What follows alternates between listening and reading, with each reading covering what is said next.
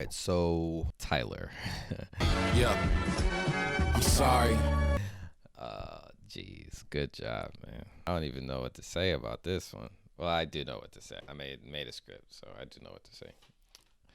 Do I know what he's talking about? I guess is what we could call this. First, I do want to get out of the way that this video does scare me a little. Not in like it's scary, like oh boo, but like everyone who makes a video about killing themselves ends up dead shortly after, and that really scares me, man. You know, X and Mac, and I don't want to. Tyler just has so much more of his career to go. I don't want to see it go like this. That's all.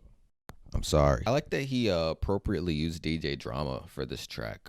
He did interviews where he's like, people complaining about DJ Drama yelling on the track and they don't understand it. And I guess what he's saying is that you don't understand, so you don't know that like about the DJ Drama mixtapes and all that other stuff.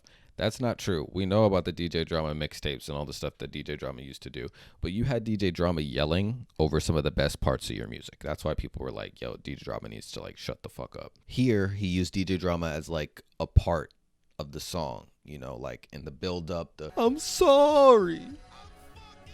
I'm fucking sorry. I wish that this shot was just framed slightly differently. Like you can see everybody, but it's a little hard to see Igor, and I just wish we could see Igor a little bit. Igor's hiding, really, like for most of the video. It isn't just like right now, because like I think people would take this and make it like their wallpaper everywhere. People would fucking frame it and put it up. Anyone who likes Tyler or well knows Tyler immediately knows these like familiar characters or eras of Tyler the Creator, but then you're looking at it and you go, yo, who the fuck is that nigga? Who the fuck is that nigga? And you don't know who it is. And he's the first person talking. For now, I'm gonna call him Sorry because he's ends up being a relevant character to this story that they try to tell here. It's not really distinct, and they don't seem to be standing in any particular order, but you can sort of tell who is who going left to right. You got Flower Boy, Goblin, Cherry Bomb, Igor in the back, hard to see. Baudelaire in the front. I'm assuming that this is Bastard based off process of elimination. The next one on the right is Bastard. And then you go further right, you see the Sorry character. And then in the back, Wolf. Hardly you see him, but he's there in the back. I do quickly want to mention just in general how much I love the Flower Boy character and the framing, the flower, the framing. I really enjoy the Flower Boy character in general. I think that was a really good album cover, and I really like what he did here. And you know, Tyler starts talking about the things he's sorry for. You know, he's sorry he doesn't see his family more. He's sorry that to his old friends, claiming that if it wasn't for egos, you know, we could have done more. We could have made more music. We could have wrote more stuff. You know, sort of saying he's sorry that ego took the pen. You know, took the writing away from what they're doing, which is true and not true as far as like a group. The problem with rap groups, especially like what he made like a literal rap collective, is that there isn't like enough money in it for everybody. Like when you have that many people, when you have 12 people in a group, like there's hardly enough money for 3 people in a group when you start splitting it, you know? So then you got 12 people in a group and you're splitting it. It's like the second you make a group, you're putting like an expiration date on it. So while I kind of agree with him, yeah, they probably could have done more together. In fact, like that era of Odd Future was that like Odd Future collective movement. Like Odd Future was like a movement. Like I haven't seen something like that since probably Wu-Tang. Like you had niggas in Hollister hoodies with guns tucked in skinny jeans and shit. Like it was crazy. The like the Odd Future movement that happened. So yeah, maybe they could have made another album or could have done more together. But at the same time, I think everybody's doing good. I think everybody's doing really good. Like they really had the gold touch with that group. You have the internet group that came out of there. Steve Lacy, he's popping off. Sid and the internet sort of coming together. You have Earl, which seems to be kind of like in a revolution of himself, but also Earl was really fucking good on his own.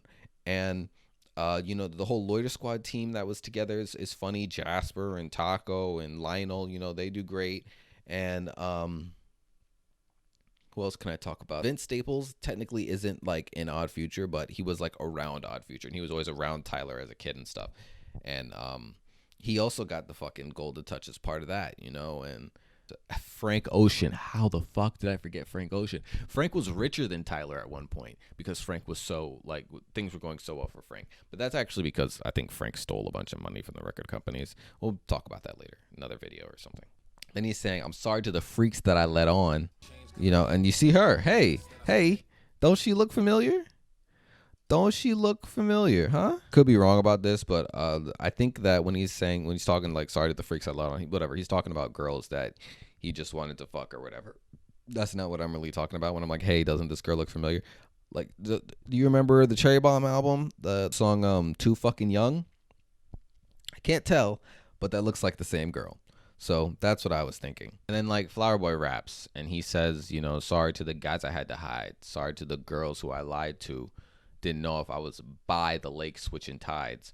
Of course, he has Flower Boy rap this because in that era of Flower Boy, the era was where the bi rumors were coming out. Where like, oh, is Tyler bisexual? Obviously, it doesn't really matter. Obviously, he's using this like the rap in like two ways. When he's saying like, didn't know if I was bisexual, and then he says by the lake.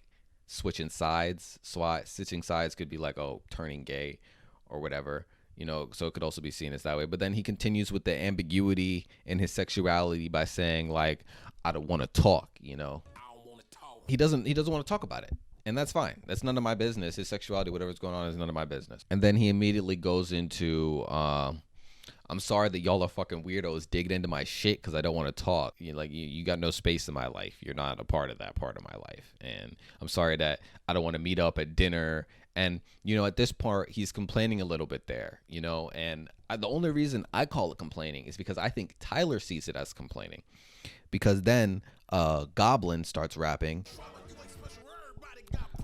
Yo, bro, nobody gives a fuck about your problems. Everybody's got problems. Nobody cares. You're complaining about people digging into my stuff and trying to be a part of my life, you know? And then Bastard's like, bro, shut the fuck up. You asked for this. Goblin, I'm sorry. I keep saying Bastard.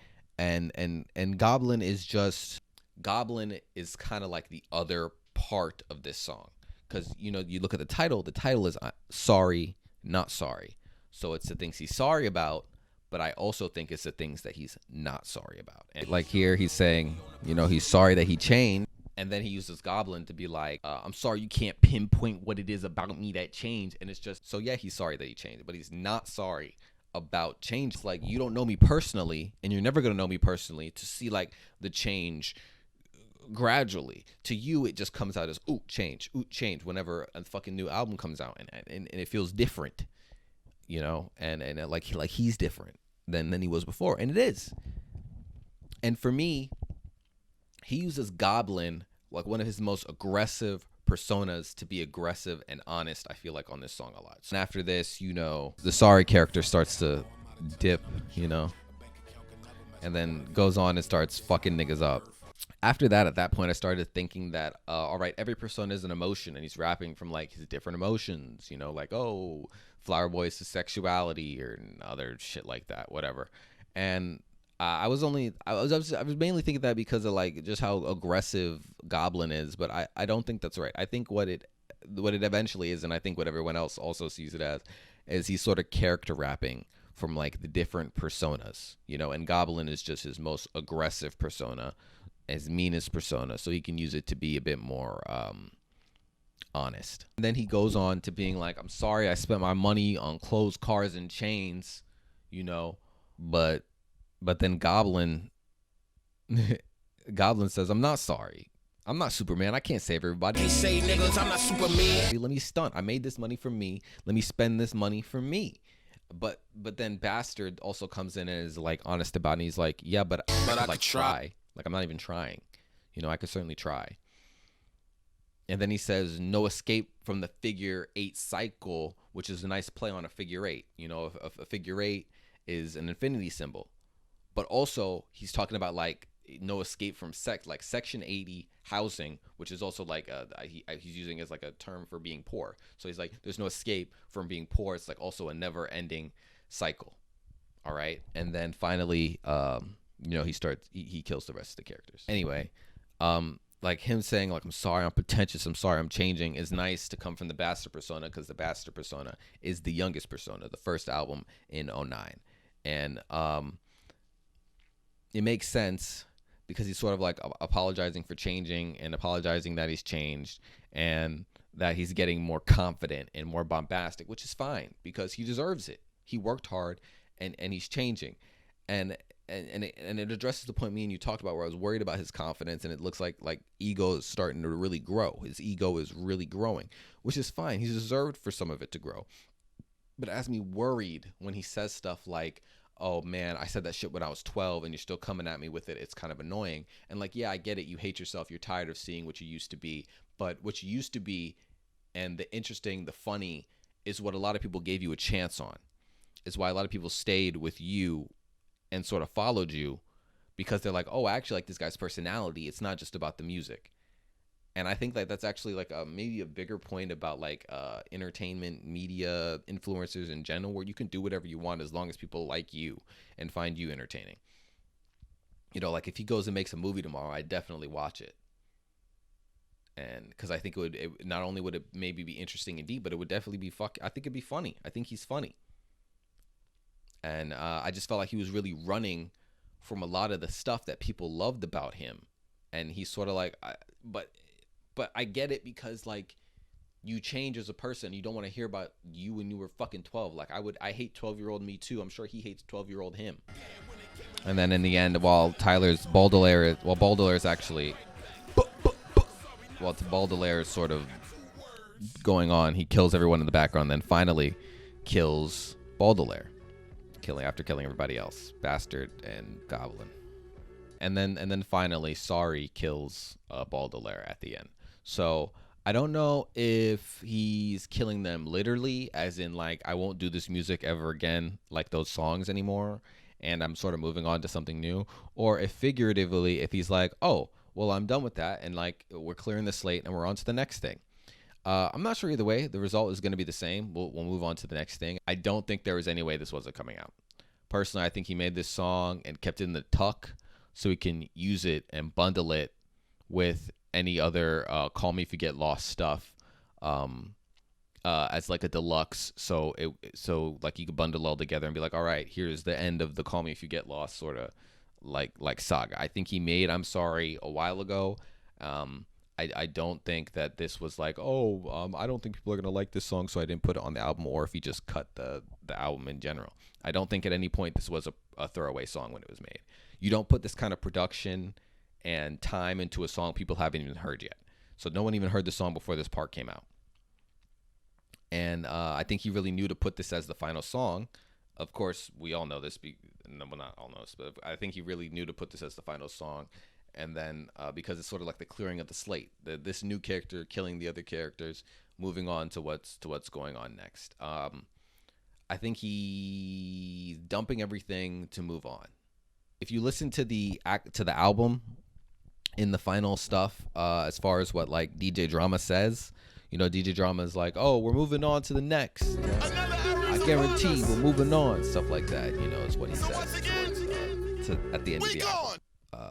If you listen to the album version of this and not the music video version of this. So, I guess finally, to talk about I'm Sorry and like sort of the context of the album, The Estate Sale. Why is the album called The Estate Sale? Because everything must go. You know, he's dumping everything. He's getting rid of everything and moving on. You know, when do you do an estate sale? You do an estate sale after someone dies, you know? So I think that's why it's called The Estate Sale. You know, everything must go. We're moving on to the next. He's doing a restarting. I was going to do a thing about kill order. But watching it, I don't really think the kill order matters. I mean, I guess we could talk about it quickly. Just while I got everything ahead of me, in front of me, I mean, we could just talk about kill orders. Some of these guys get off screen, so it's hard to tell. But like Flower Boy dies first, Cherry Bomb dies next. I have no idea at what point Igor dies, but I have to assume Igor dies at some point in between that, because then when we pan back out, it's Goblin, Baudelaire, Bastard, and Wolf in the back. Then Wolf dies. You sort of have the scene of just Goblin, Bastard, and Tyler, and then Bastard and Goblin get off-screened, and then finally Baudelaire gets on-screen killed. So, if I had to guess, she killed Bastard first, killed Goblin last, killed Baudelaire last, and killed Goblin second to last. I'm sorry. I'm sorry I don't see you more. Oh, I'll talk about Worf Talk real quick, just because I thought Worf Talk was like a kind of funny. You know, like he's like, "Oh, where do you see us on a second date?" You know, and then you get the video, and you're like, "Oh, thinking, oh, maybe I just can't see her." You know, where would you see us on a second date? And then the video ends, and it's just Tyler goes, "I don't," meaning like he doesn't see us having a second date. Like this isn't going on. So I thought that was funny. Also mentioning Dogtooth real quick. At the beginning of Dogtooth, he actually pretty much says, "Yo, this is a restarting." You know, and whatever, and sort of explains the estate sale and all that. And the Dogtooth character kind of raps differently from Baudelaire. It's kind of like a different style, so it's making me think that this character we're seeing is sort of like this guy totally could be Baudelaire. It could without a doubt be the Baudelaire character, but I just was thinking like because we also see Baudelaire in the video like dancing and hucking and jiving and shit. So I mean, this guy could be Baudelaire. They both could be Baudelaire, but this good new guy could also be the new character. You know, you can sort of see the hair peeking out that we saw in the I'm Sorry video of the hair that he's got going on now. So maybe this is the new character, maybe not. I don't know. One day I want to talk about how like maybe influential Childish Gambino is in general, to not just rap, but like fucking Tyler, man. Because like nobody was doing DJ Drama mixtapes. DJ Drama mixtapes has sort of died off, and then Childish Gambino does one with called Stone Mountain with DJ Drama. And then it's like, all right, no one does one for a while. And then Tyler does it in 2021. He makes one, this being like sort of like a DJ Drama rappy type stuff. And he does one with it. And then even J. Cole does a DJ Drama one. I think he did one last year called D-Day, or he even did it in 2021. But he did it with him and his gang, him and Dreamville. He did a DJ Drama tape as well. So I think it's, you know, it's not just, I mean, to be fair, DJ Drama tapes existed well before Childish Gambino, but I feel like he sort of brought it back into the mainstream media. And I just think it's funny that people are talking about DJ Drama tapes again and doing DJ Drama tapes again. Like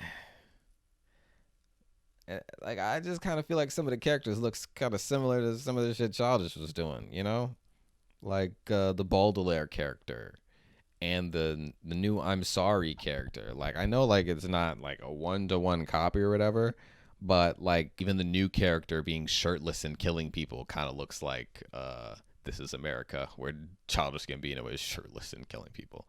So yeah. I don't know.